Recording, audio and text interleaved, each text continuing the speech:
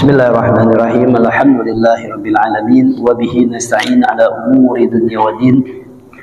Wa sallallahu wa sallama ala sayyidina Muhammadin khatamin nabiyyin wa ala alihi wa sahbihi ajma'in wa la hawla wa la quwwata illa billahil aliyyil azim. Asyhadu an la ilaha illallah wahdahu la syarika lah wa asyhadu anna sayyidana Muhammadan abduhu wa rasuluh. Allahumma salli ala sayyidina Muhammad al-fatih lima ughliq wal khatim lima sabaq nasiril haq bil haq wal hadi ila siratikal mustaqim wa ala alihi wa sahbihi haqqa qadrihi wa miqdarihil azim. Amma ba'd. Alhamdulillah, segala puji bagi Allah Subhanahu wa ta'ala yang telah memberikan kita dengan bermacam-macam nikmatnya, dan nikmat iman, Islam, nikmat sehat wal afiah. Dengan nikmatnya lah sehingga bisa hadir di tempat yang diberkahi oleh Allah Subhanahu wa ta'ala. Mudah-mudahan kehadiran kita di sini Allah Subhanahu wa ta'ala akan mengangkat derajat kita, akan memberkahkan hidup kita, dan akan mengampuni segala dosa-dosa kita. Amin amin ya rabbal alamin. Alhamdulillah, kita masih melanjutkan tentang yaitu arkanuddin yang al-ihsan. Kita kembali untuk membahas, karena yang kemarin waqad hasara al-Imam Al-Ghazali rahimahullah al-akhlaq al-mahmuda fi asyarah. Al-Faghir kita masih membahas tentang mengenai yang diringkas oleh Imam Ghazali tentang akhlak baik untuk menuju mencapai derajat kita al-ihsan. Nah, karena al-ihsan itu al-ilmu bima furidu 'alal 'abdi fi batinihi min akhlaqil qalbi.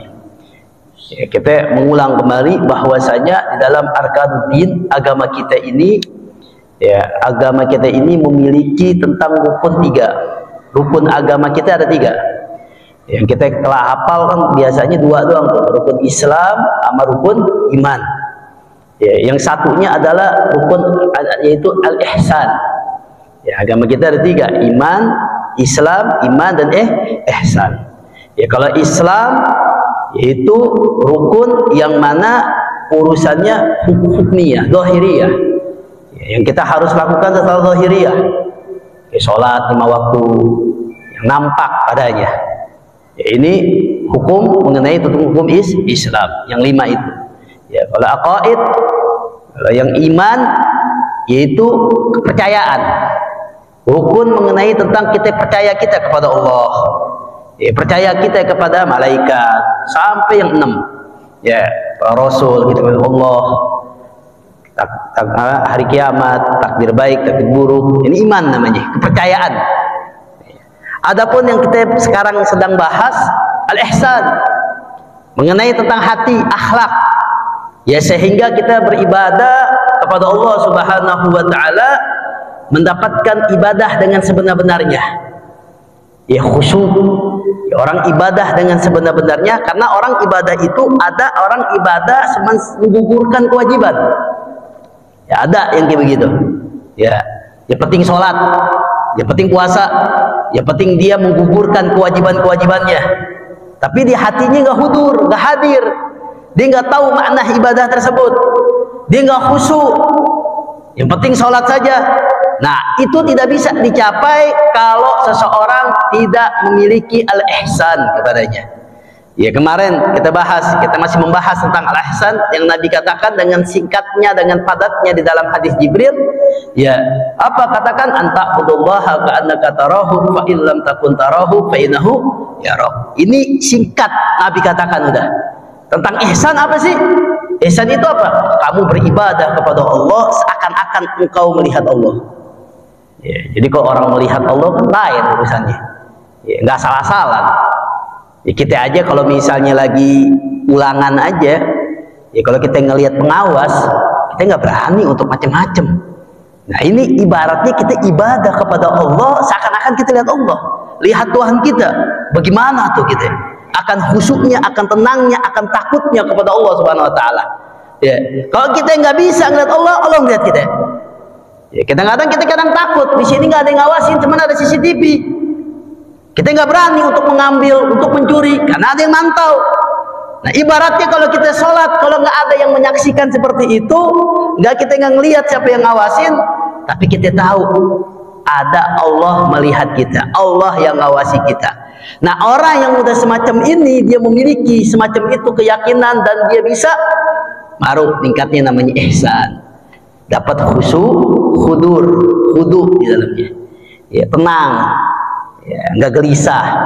Di situ baru dia nikmat manisnya dia beribadah kepada Allah Subhanahu wa Ta'ala. Baru dia ngerasain yang kayak begitu. Nah, Imam Ghazali memberikan tuh gambarannya. Ya, bagaimana kita bisa mencapai sifat ihsan tersebut? Sholat kita bisa khusyuk, bisa hudur. Nah, kita harus perbaiki akhlak-akhlak yang baik kita ini. Akhlak yang buruk kita menjadi akhlak yang baik. Minimal dirangkum sama beliau 10 akhlak yang harus ada pada diri kita, yang harus kita lakukan, sehingga nanti pas kita sholat, kita merasa diri kita itu tenang dan bersama dengan Allah Subhanahu wa Ta'ala, khusyuk dan khudu, ya, sehingga kita nikmat, baru kelezatan di dalam beribadah tersebut, ya, kelezatannya enak, tenang, ya, nggak nyalain mana ya, enak. Nah, ini namanya ihsan, ya. Ya, walaupun kita sedikit mengulang biar kita ingat, ya, karena perbuatan kebaikan itu jangan sampai kita tidak mengulang-ulang. Jadi sekali lagi, ya, kita jangan merasa puas kalau dalam perbuatan kebaikan. Ya, jadi kalau kebaikan itu jangan katakan udah pernah, dulu pernah diajarin, dulu ini, udah. Kalau kebaikan atau lagi ibadah, jangan ada sedikit pun kita merasa seperti itu. Kenapa? Ya, kalau udah begitu repot nanti. Ya, kalau kita baca Quran misalnya, udah hatam, udah hatam lagi, baca lagi, hatam, baca lagi, hatam, baca lagi. Karena itu adalah sumber sunnah akhlak yang harus kita lakukan.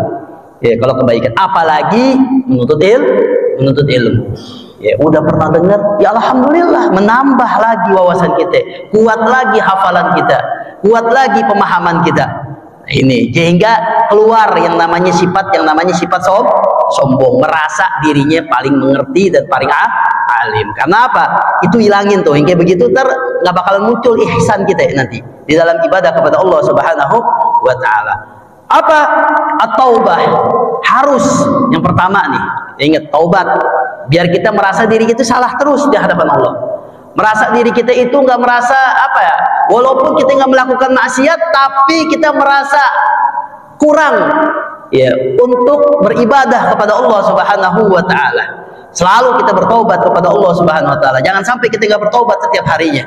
Ya, minimal kita baca istighfar. Ya, kalau yang continue kita baca rotib tuh alhamdulillah ada satu paket tuh. Ya, kita baca rotib ada satu paket, ada di situ ada istighfar, ada taubat. Alhamdulillah tuh yang biasain baca rotib, rotibul atos, rotibul haddad, atau hizib-hizib yang lain. Alhamdulillah, continuein terus setiap hari kita baca. Ya, tanpa kita sadari kita udah istighfar kepada Allah Subhanahu wa Ta'ala. Kalau enggak, kita baca setiap hari, beristighfar kepada Allah, taubat kepada Allah Subhanahu wa Ta'ala. Selalu bersihkan hati kita, bersihkan dosa-dosa kita dengan kita beristighfar kepada Allah Subhanahu wa Ta'ala. Nah, ini harus. Kalau nggak begitu nggak bakal bisa kita khusyuk. Kalau nggak begitu nggak bakalan kita bisa hudur, hadir kepada dalam ibadah kepada Allah Subhanahu wa Ta'ala. Begitu juga wal khauf. Timbulkan rasa takut kita hanya kepada Allah. Jangan timbulkan rasa takut kita itu hanya selain Allah, jangan. Kita takutin hanya Allah aja. Kalau udah takut hanya Allah, yang lain semuanya dianggap kecil. Ya, yang lain kita dianggap kecil. Kalau kita takut kepada Allah, kita akan menghargai orang. Kalau kita takut kepada Allah, kita menghargai yang namanya ibadah kepada Allah Subhanahu wa Ta'ala. Karena takutnya kepada Allah bernilai positif. Ya, makanya kita takut kepada Allah Subhanahu wa Ta'ala. Kita nggak mau sholat, ya Allah, takut Allah akan siksanya, ya, takut oleh Allah akan murkanya, takut kepada Allah Subhanahu wa Ta'ala. Ini khauf padanya. Wazuhud, ya, setiap mukmin itu juga harus memiliki sifat zuhud, mengutamakan akhiratnya daripada duniawinya. Ya, jangan kita mencari dunia sehingga kita lupa dari negeri akhiratnya. Sampai-sampai makannya kita lupa mana yang halal, mana yang haram, kita nggak perhatiin. Nah, ini jangan. Bagi seorang mukmin harus tahu mulut yang masuk, makanan yang masuk ke dalam mulut kita harus tahu, pastikan makanan itu makanan yang halal. Jangan yang subhat, yang halal. Jangan yang subhat, yang haramnya jangan. Ya, apalagi yang subhat, yang haram, jangan. Pastiin ini halal. Ya, kita makan nih. Dari mana nih? Halal gak nih? Ya, gitu. Kita harus tahu, harus kritis. Karena kan masuk ke dalam tubuh kita. Kalau haram, naudzubillah, dikatakan kalau orang memakan makanan haram, nanti jiwa raganya itu mau nggak mau akan condong kepada maksiat. Makanya kadang-kadang kita suka maksiat tanpa kita sadari. Lihat makanan kita. Kadang-kadang kita nggak perhatiin tuh, asal makan aja, yang penting kenyang. Apalagi kita kasih keluarga kita, waliyadzubillah, bagaimana akan anak kita akan taat kepada kita? Bagaimana antara ibadah kita diterima oleh Allah Subhanahu wa taala? Ya, kita udah lama berdoa kepada Allah, tapi kita nggak memikirkan makanan, pesan doa kita nggak diterima oleh Allah Subhanahu wa taala. Maka di dalam hadis dikatakan ada orang yang musafir dalam keadaan compang-camping, dalam keadaan apa ya, debu semua, ya dia berdoa, ya Rabb, ya Rabb, dia minta kepada Allah, tapi makanannya haram, minumannya haram, pakaiannya haram. Kata Nabi, bagaimana bisa diijabah, diterima ijabahnya oleh Allah? Makanya kita harus sadari, harus kita kritis, ya, dalam urusan itu, zuhud, gitu. Tamakan, ya, kepada Allah Subhanahu wa taala. Jangan kita memikirkan duniawi. Kalau orang yang udah ngerti akan zuhud, dia akan mengerti bahwasanya dunia ini sementara, bahwasanya negeri akhirat itu kekal, pasti dia milih yang kekal. Nah ini. Terus wassabar, begitu juga Imam Ghazali kemarin kita bahas, seorang mukmin harus memiliki sifat kesabaran tuh. Ya, sabar harus kita lakuin. Di dalam ibadah juga mesti kesabaran. Taklim aja kalau nggak sabar susah urusannya. Ya, sabar itu nomor satu. Maka dikatakan Allah, innallaha ma'as-sabirin, Allah bersama dengan orang-orang yang sabar. Meninggalin maksiat juga kesabaran yang amat kuat. Ya, sabar harus kita miliki bagi seorang mukmin. Wasyukur, berikutnya yang kita bahas, yang kita sudah bahas adalah syukur. Seorang mukmin harus memiliki syukur. Ya, berterima kasih atas nikmat yang Allah berikan. Tanda syukur kita kepada Allah, menjalankan perintah Allah, menjauhkan larangan-larangan Allah. Kita beribadah sholat 5 waktu secara tidak langsung, kita telah bersyukur kepada Allah Subhanahu wa taala atas nikmat yang Allah berikan kepada kita. Kita nggak sholat, ya contohnya, ya secara tidak langsung kita tidak berterima kasih kepada Allah Subhanahu wa taala. Artinya tidak bersyukur kepada Allah Subhanahu wa taala. Ya, makanya kita jalanin perintah Allah, tanda syukur kita kepada Allah Subhanahu wa taala. Begitu juga wal ikhlas. Sangkut paut nih semuanya ini harus berkaitan. Nggak bisa. Ya, kita yang tadi itu tuh dari taubat, dari khauf, takut, dari zuhud, tuh harus ada keterikatan. Nggak boleh ada yang hilang tuh dari sifat seorang mukmin. Ya, harus sabar, harus syukur, ikhlas, lebih-lebih lagi. Amal tanpa ikhlas percuma, nol. Ya, kita beribadah kepada Allah semata-mata karena Allah Subhanahu wa taala. Duduknya kita di sini semata-mata rubah hati kita, rubah perilaku kita, rubah niat kita. Jadikan rubah kita, niat kita itu hanya kepada Allah Subhanahu wa taala. Awalnya nggak enak, awalnya pengen coba-coba, awalnya begitu, rubah semuanya itu menjadi apa? Menjadi karena Allah Subhanahu wa taala. Begitu juga sholat. Ya, rubah semuanya ibadah kita ikhlas karena Allah Subhanahu wa taala. Harus didasari dengan ikhlas, karena ibadah yang kita lakukan kalau nggak disertai dengan keikhlasan cuma nol. Artinya sia-sia ibadah kita, nggak ada manfaat katanya, nggak diterima oleh Allah Subhanahu wa taala. Wa tawakkal, yang kemarin kita bahas tuh minggu kemarin, tawakal. Seorang mukmin harus memiliki sifat tawakal. Ya, tawakal artinya apa? Dia berserah diri kepada Allah. Setelah dia melakukan pekerjaan, melakukan sesuatu, ya, dia tahu bahwasanya semua itu takdir minallah. Kita sebagai orang mukmin hanya berusaha, urusannya Allah Subhanahu wa taala. Artinya memiliki sifat tawakal, sehingga melenceng dari pikiran kita, tidak sesuai dengan pikiran kita tidak kecewa, karena itu semua keputusan dari Allah Subhanahu wa taala. Jadi tawakal udah. Ya, ketika kita ikat kendaraan kita, atau misalnya kita kunci kendaraan kita tinggal, kita tawakal kepada Allah. Kita minta kepada Allah biar dijaga. Itu tawakal namanya. Ya, bukan berarti kuncinya kita tinggalin begitu aja di jalanan. Itu namanya bukan tawakal itu. Ya, itu namanya memancing namanya. Memancing maling supaya orang jadi memaling jadinya. Jadi kalau tawakal itu apa? Kunci dulu, setangnya dikunci dulu, udah Setelah itu kita niatin dalam hati, kita serahkan ini pada Allah Subhanahu wa Ta'ala. Kalau seandainya naudzubillah hilang, ya udah mau apa? Ya tawakal namanya. Tapi biasanya kalau tawakal dijaga oleh Allah Subhanahu wa Ta'ala. Ya. Nah, yang ini kita akan bahas sekarang apa? Ar-ridho. Ya, itu ridho. Seorang mukmin harus memiliki sifat yang namanya ar-ridho. Ridho itu rela. Ya, untuk pemilu udah lewat ya. Ridho ya. Ridho itu artinya rela. Ridho itu artinya dia rela kepada Allah Subhanahu wa Ta'ala. Jadi setiap mukmin itu harus memiliki kerelaan, keridhaan. Ya. Ridho apa? Bil qada. Ridho rela dari apa? Dari yang namanya ketentuan Allah, takdir dari Allah. Artinya apapun keputusan Allah ya rela udah. Bil qada fardun lazimun. Redonya kita kepada Allah atas ketentuan yang Allah tentukan kepada kita wajib kita. Nggak boleh kita nggak redo. Ya. Allah berkehendak seperti ini ya kita rela semua itu kembali kepada Allah Subhanahu wa Ta'ala.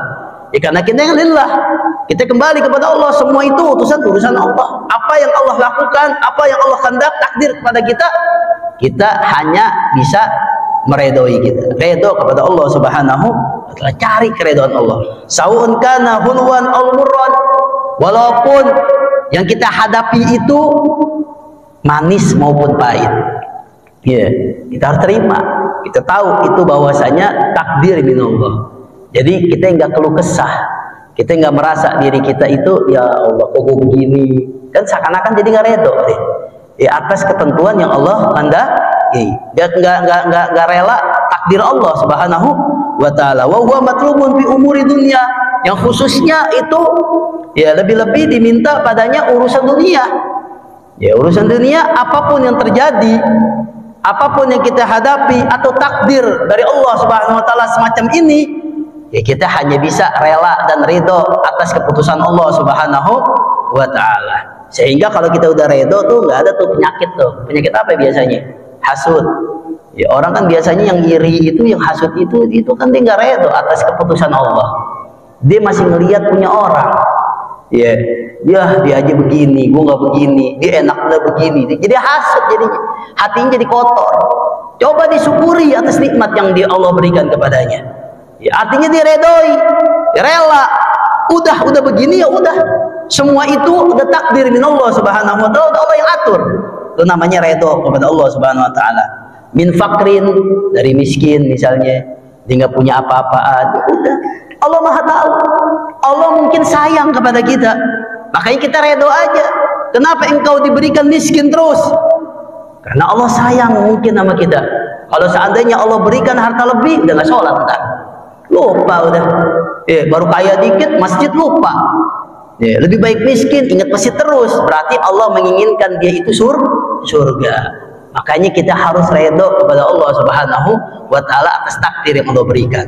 Tetap kita usaha, tapi apapun yang terjadi kita redo, rela atas keputusan Allah Subhanahu wa Ta'ala. Minal ghina, atau yang kaya juga, ya ketentuannya kita redo atas semuanya, yang manis maupun yang pahit.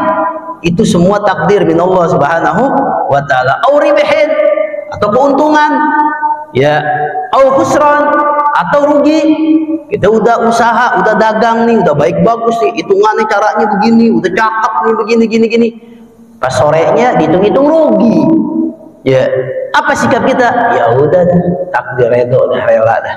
Ya udah emang udah takdirnya kita di saat ini rugi udah.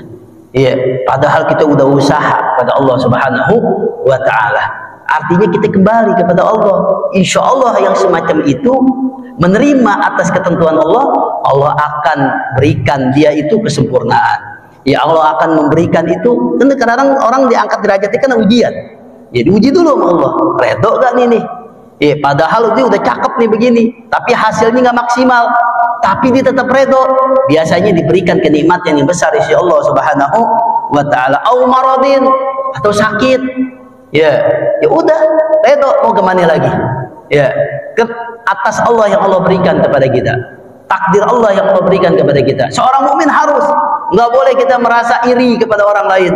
Misalnya naudzubillah ada orang yang sakit tuh, enak benar dia sehat nih, ya Allah rumah sakit mulu, rumah sakit, udah redo aja.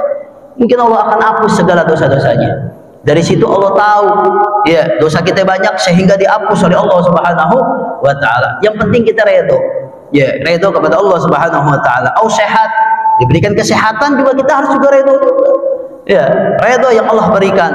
Sehingga apa? Sehingga Allah Subhanahu wa taala merasa apa?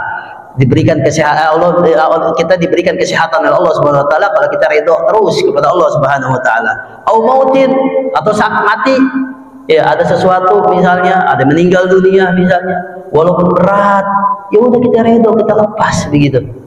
Ya, karena dosa kalau kita enggak meredoi atau tidak rela atas takdir yang Allah berikan. Ya. Ya, makanya diceritakan karena Ibrahim Asyad rahimahullah, ada orang yang mati, ada anak mati, meninggal dunia, ya ia pergi fi janazatin, dia nangisnya berlebihan. Ya, orang nangis wajar. Apalagi kesayangannya atau saudaranya yang dicintai itu berpisah dengannya, ya meninggal, ya wajar orang nangis, wajar. Tapi ini nangisnya di luar dari kewajaran, nangisnya bukan main. Ya makanya kan kalau perempuan itu nggak boleh mengantar ke jenazah ke dalam mengantar kuburan untuk kuburin, itu nggak boleh begitu karena beda. Nanti seakan-akan dia akan gak redho, nanti nangisnya berlebihan.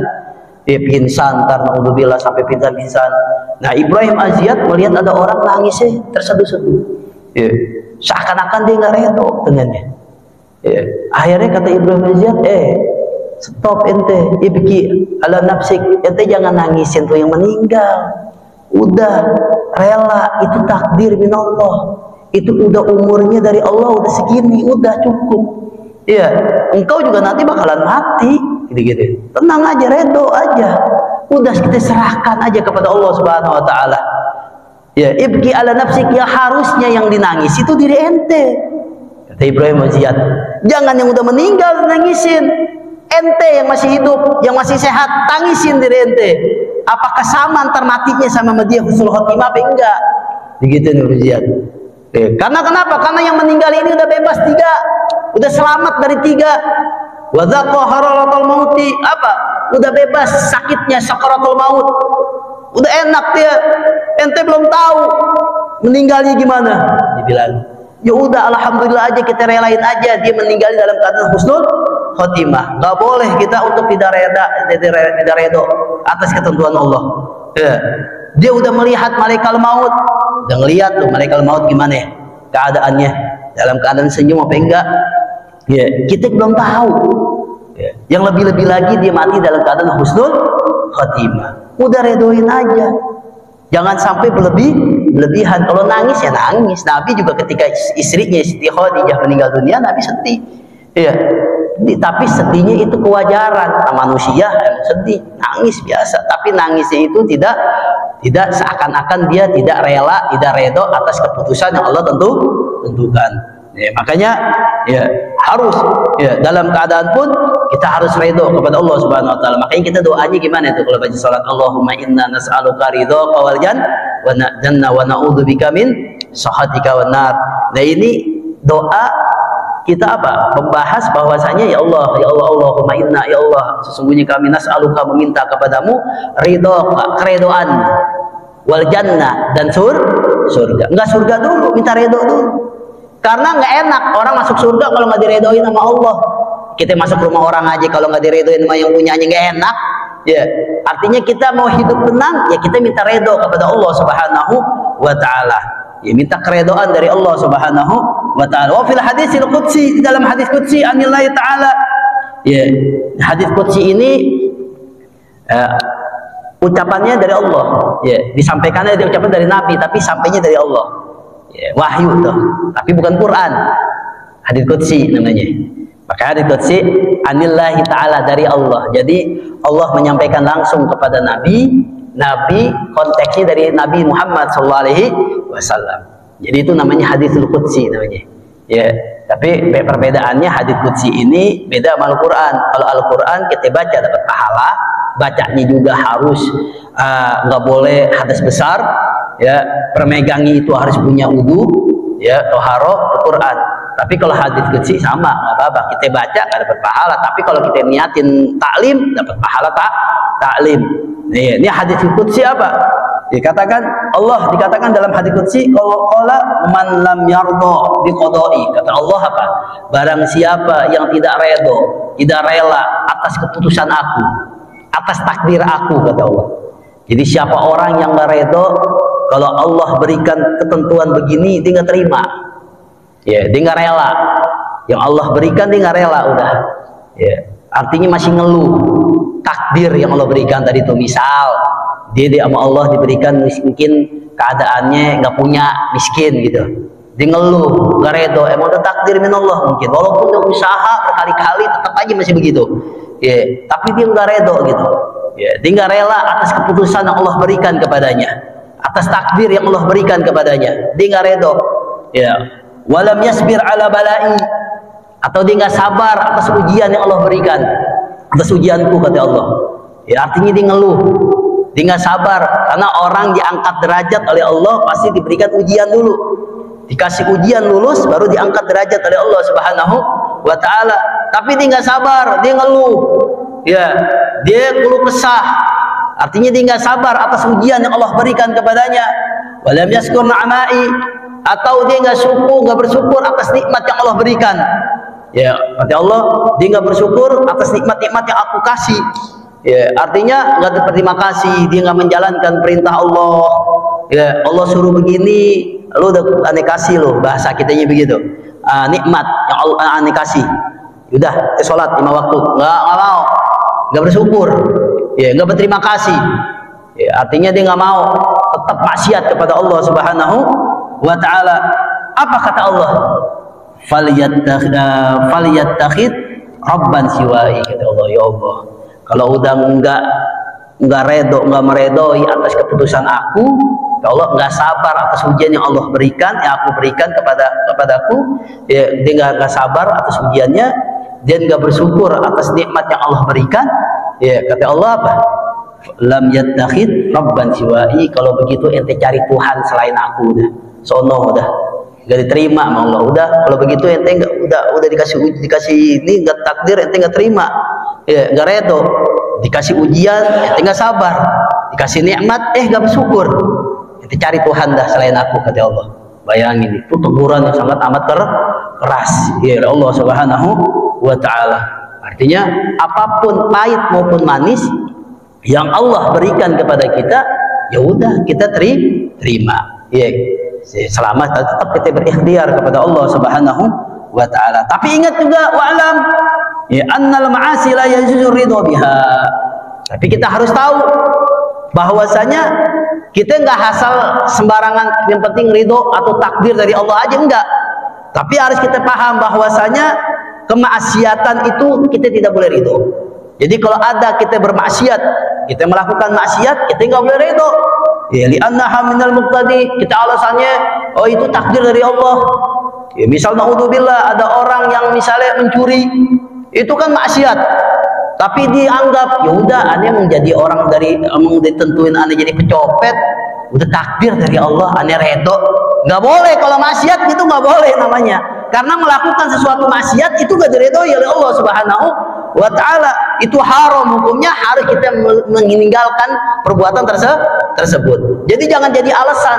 Kalau ada orang misalnya nggak sholat, ya mungkin aneh ditakdirin nggak sholat kali, nggak bisa begitu, ya. Jangan kita merasa redo atas kemaksiatan yang kita lakukan, nggak boleh tuh. Jadi ada orang yang begitu tuh, ngaku dalil tuh, ya, dalilnya begitu, ya semua takdir dari Allah, ya semua takdir dari Allah, ya udah, ya berarti aneh kalau misalnya nggak sholat, mau males, emang ditakdirin aneh nggak sholat kali, ya nggak bisa begitu, ya. Itu kalau yang melakukan maksiat nggak ada alasan untuk kita redo, karena kemaksiatan itu tidak diredoi oleh Allah Subhanahu wa Ta'ala, ya. Jadi jangan disalahartikan tuh. Jadi jangan mentang-mentang, ya, kita ini harus redo dan rela, jadi semuanya dipukul habis, ya. Kita miskin aja kita redo atas keputusan Allah, ya, kita begini aja kita redo, ya berarti kalau kita susah sholat, kita ibadah, berarti kita harus redo dan rela. Emang Allah tentu nggak bisa begitu, ya. Jangan meredoi, jangan kita rela atas maksiat, ya, kepada Allah Subhanahu wa Ta'ala. Boleh, karena dalam Al-Quran, wala yarda li ibadihil kufra, Ya, dalam Al-Quran Allah tidak redha bagi hamba-hamba apa ya? Yang apa ya? Beribadah atau ibadahnya yang kufur. Pada orang yang kufur Allah nggak redha. Ya, pada orang kafir kan maksiat. Ya. Ibadah. Ya. Allah tidak redha dengannya. Jadi jangan kita memukul artikan. Kalau misalnya itu maksiat kepada Allah, jangan kita membahas tentang keredhaan, tinggalin.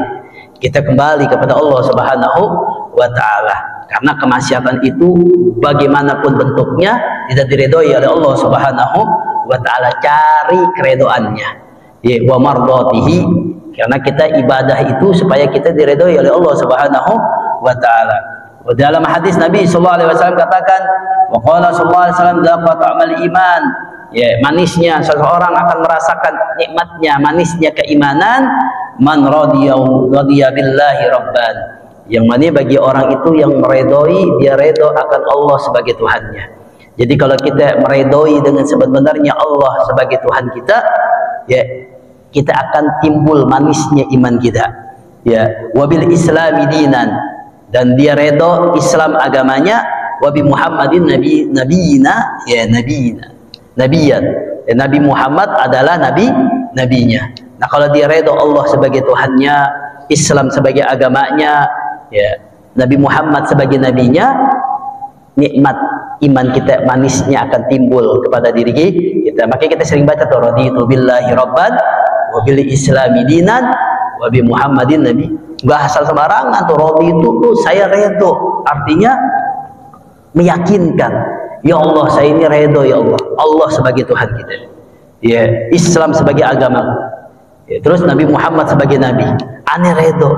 Nah, kalau udah redho, kita lakuin tuh ketentuan yang Allah berikan, takdir yang Allah berikan, mau takdir baik atau takdir buruk, semua itu kita minta kepada Allah bahwasanya redho atas keputusan Allah Subhanahu wa Ta'ala. Ya, tapi tetap kita berikhtiar kepada Allah Subhanahu wa Ta'ala. Itu nggak putus tuh, tawakal namanya, keputusan. Jadi apa yang Allah putuskan itu redho, udah rela. Ya, jodoh misalnya, ya Allah udah kasih begini, ya udah, ya kita syukuri, kita jaga itu jodoh kita. Ya, artinya kita rela atau redho atas keputusan Allah, ketentuan Allah. Ya. Faman radiya billahi rabban lazimahu an yardi bi tadbirihi wa ikhtiyarihi lah. Ya. Maka sudah jelas, ya, barang siapa yang mana orang redho sebagai Allah sebagai Tuhannya, ya, kita redho, rela, Allah benar Tuhan kita.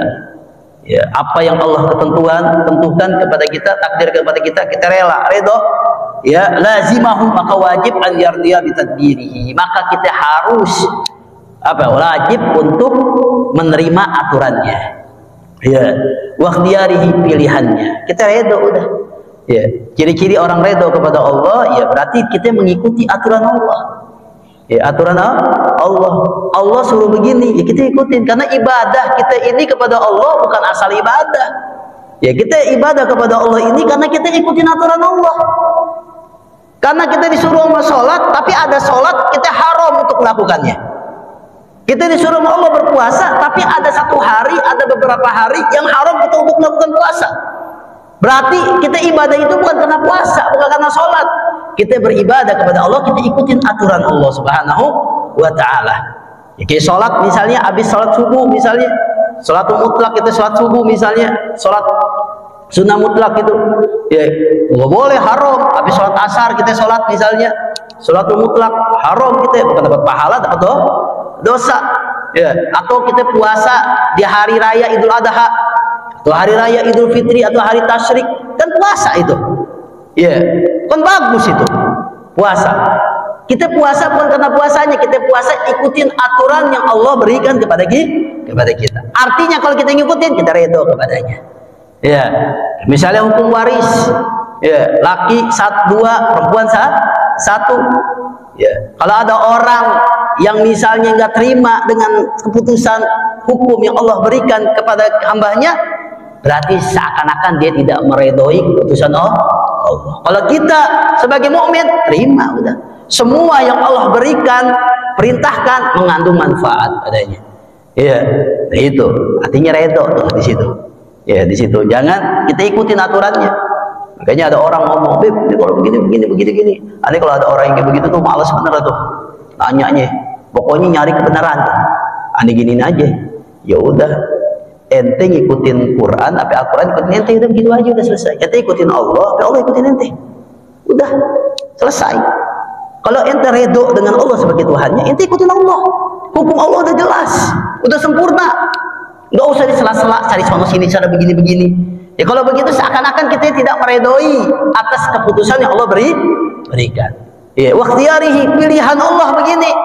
Pilihan kalau kita ini miskin atau kaya atau sakit atau sehat, itu udah pilihan Allah, kita redo semuanya.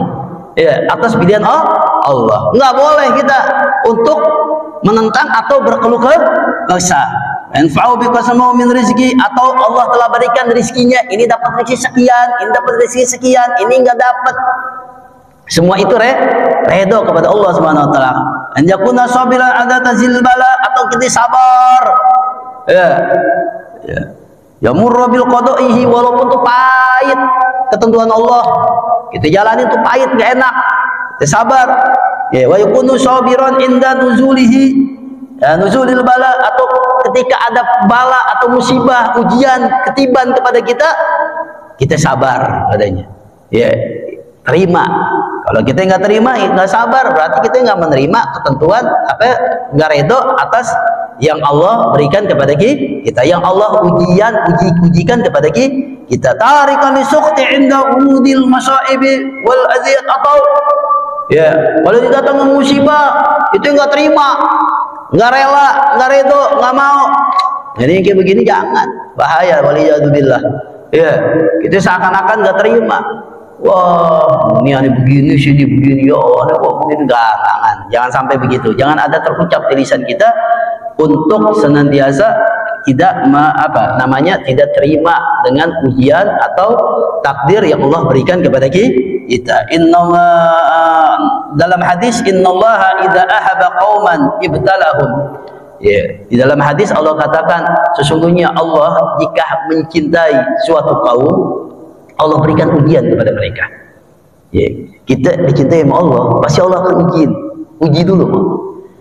Artinya kita akan diangkat derajat oleh Allah Subhanahu wa taala. Ya, faman radiya falahu ridha. Ya, kalau diuji oleh Allah dan dia redo atas keputusan yang Allah berikan, rela atas takdir yang Allah sudah tentukan kepadanya, diuji oleh Allah, dia sabar, redo, falahu ar-ridha, maka dia akan diridhoi oleh Allah Subhanahu wa taala.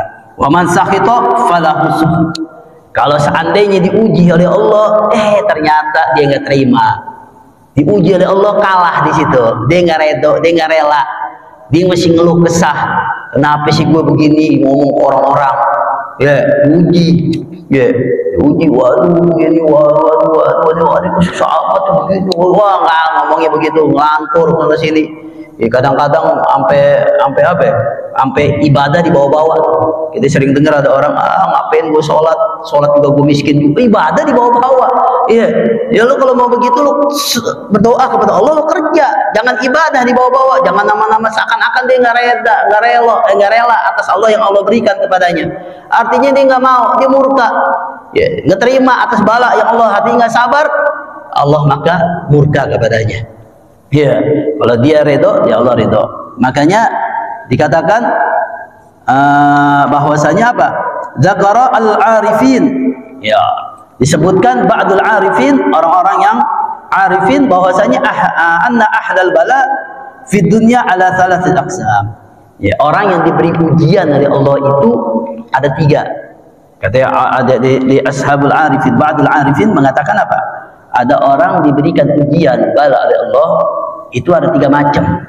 Tiga macam orang. Ahlu taslim, yang pertama orang yang selamat. Artinya orang selamat, waridho lahum rafu'ud darajat. Orang yang diberi ujian oleh Allah, dia ridho, diterima oleh Allah. Mau itu baik, mau enggak, mau itu manis atau pahit. Ya, artinya semuanya, ya, dia ridho, semua dia tahu, semua itu kehendak dari Allah. Walaupun dia ikhtiar, tapi kembali kepada Allah, takdir itu dah Allah Subhanahu wa taala, dia ridho, dia rela. dia jaga, dia bersyukur atas nikmat yang Allah berikan, ya dia sabar atas ujian yang Allah berikan, artinya dia nerima, dia redho atas ketentuan Allah. Ahlu taslim, orang yang begini adalah orang yang selamat, artinya orang yang diberikan keridhaan Allah, diangkat beberapa derajat oleh Allah Subhanahu wa taala. Berarti lulus tuh dari ujian Allah, diuji ternyata dia masih sabar, dia rela dan ridho terima keputusan Allah, diberikan, diangkat derajatnya oleh Allah Subhanahu wa taala. Wa ahlus sabri min ghairi i'tiradin lahum takfiru sayyi'at. Ya, yang kedua nih kadang-kadang kita nih, ya apa, orang yang sabar aja udah, ya dia udah sabar aja udah biarin dah, ya redo sih redo, tapi dia sabar, tapi nggak ketingkatannya nggak nomor satu tuh, ya masih ada gimana tapi dia sabar aja udah, ya akhir-akhir ujung-ujungnya ya udah dah, Allah yang nentuin, udah dah, Bismillah, sabar akhirnya, ya dengan kesabarannya dia itu Allah ampuni oleh hapus dosa-dosanya. Ya, jadi walaupun kita nggak diangkat derajatnya, tapi masih dapat apa? Masih dapat dosa kita dihapus oleh Allah Subhanahu wa taala gara-gara kalau kita dapat ujian sabar.